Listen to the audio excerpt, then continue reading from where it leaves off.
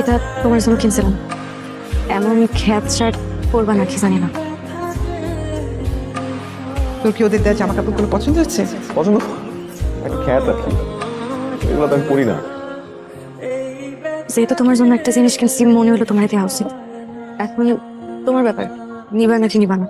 হ্যাঁ, সবই তুই করতেছস। নিবা কি নিবা না মানে 300 চাল লেগা পারিব না কেন?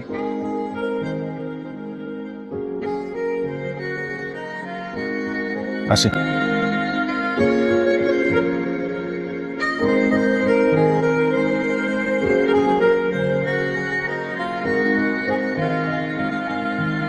যত চাই ভুলে যেতে, মন চায় ব্যথা পেতে, তাই এসছিস? বুঝি প্রেম তাকে বলে না।